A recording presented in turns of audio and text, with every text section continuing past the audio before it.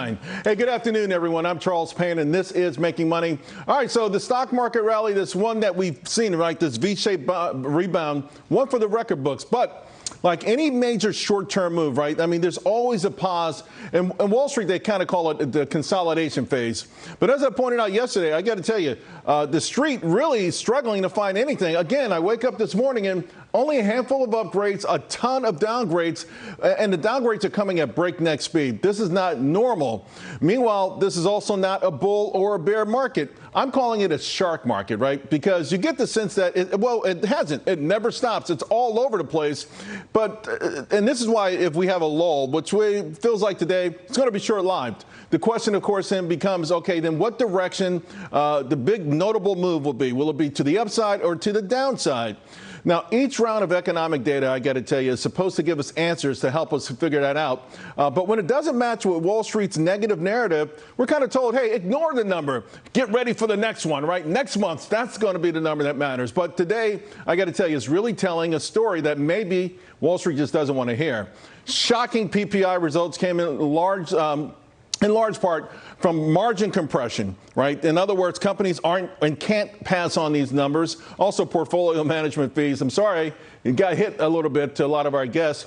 The areas of retail sales, by the way, that you need to focus on that decline the most are presumably down because they are the ones who import the most from China, right? Again, struggling to pass on the cost here with the retail sales numbers. Now, the big guns on Wall Street are using this lull, though, I got to tell you, to restart the bear campaign. You got Steve Cohen, who's not necessarily a dyed-in-the-wool bear, but he's no fan of tariffs. He's no fan of Doge. He sees a 45% chance of recession and a pullback. Then you do have some of the curmudgeons, some of the biggest, angriest curmudgeons out there. Many of them rose to fame during disasters, right? Jim Chanos, he called the Enron debacle, and he's been negative ever since. Paul Tudor Jones a week ago calling for another crash, where he called the 87 crash. So you always listen when he says there's going to be a crash. And then some of these heavy hitters run funds that make a lot of money when disasters strike. This particular fund did 4,000% during COVID. Turning the tide for the stock market, folks, it can be as dramatic as, let's say, an NBA basketball game or major battles in war that turned the tide, like Stalingrad did in World War II.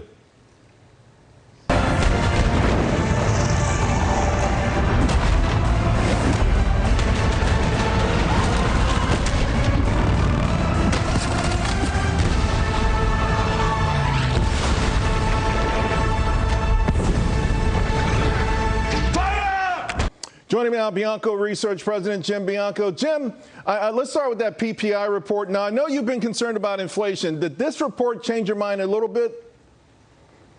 No, not yet. The reason I've been concerned about inflation is in March we had $7 billion of tariffs collected. In April, we had $15 billion of tariffs collected, an extra $8 billion on $400 billion of imported goods.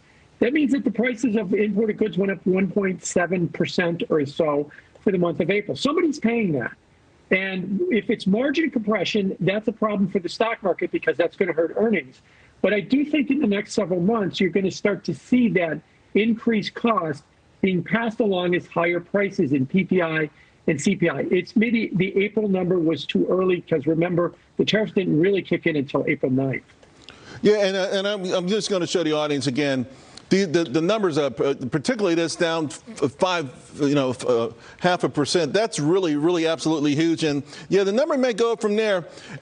Another thing, speaking of the cost and passing on the cost, when you look at retail sales, the numbers that came down the most are the ones that do the most imports, right, from China. So we know sporting goods, that's almost all of that's imported from China, down considerably. And so it feels like the notion of being able to just simply pass these costs on, I don't think they're going to be able to pass much of them on. Well, if they can't pass them on, then that means that margins are either being compressed, which would be a negative for companies because that would squeeze their earnings, or maybe the Chinese are paying it. You know, they're lowering their costs so that when you pay the tariff at the dock, it's the same cost as if there was no tariff. In which case, let's be honest, if the Chinese are paying it, let's just start chiseling Trump into Mount Rushmore right now, because he found a way to tax the Chinese to pay for the United States. So we'll have to see what, I don't think that's the case, but we'll have to see whether or not, as the weeks go on, Yeah. Last thing I'll mention real quick, we got 2 regional Fed surveys for May, some of the early May data, both from the New York Empire and from the Philadelphia Fed. And they did show a jump in prices paid by those manufacturing companies, that they're paying higher prices, and that seems to be more tariff driven. So maybe we're just early on this argument. I mean, and we've been seeing that from those data points for a while now. Do you have to wonder just how much? There's no doubt they want to pass it on. I think this is what Wall Street cares about most. If we're going to be honest, I don't think they care so much about the heartland and how much people are paying. Listen, when there was a bunch of money printed by Joe Biden, no one said anything about having to buy a truck that retailed for $80,000 for $120,000. Higher prices were cheered on. Higher margins were cheered on. So I think it's a little disingenuous on Wall Street part. I know why they're complaining about it, but I always feel like in the long run it might be worth it. But I want to get your thoughts, speaking of Wall Street, this tug of war between the so-called smart and dumb money. Dumb money's winning.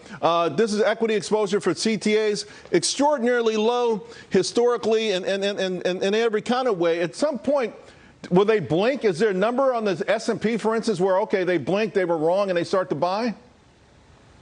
You know, there might be. And you pointed that out earlier when you pointed out like Jim Chanos and Steve Cohen and Paul Tudor Jones and some of the other, bearish calls that we're going to retest the lows. That's the so-called professional or smart money. But let's bear in mind that in the last maybe 5 years or so, especially post-COVID, the retail investor has just grown tremendously, and they might be the most powerful force in the market.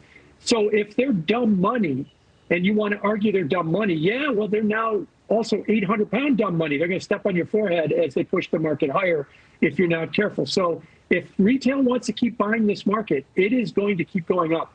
You couldn't maybe made that statement 10 years ago, but you can make it now.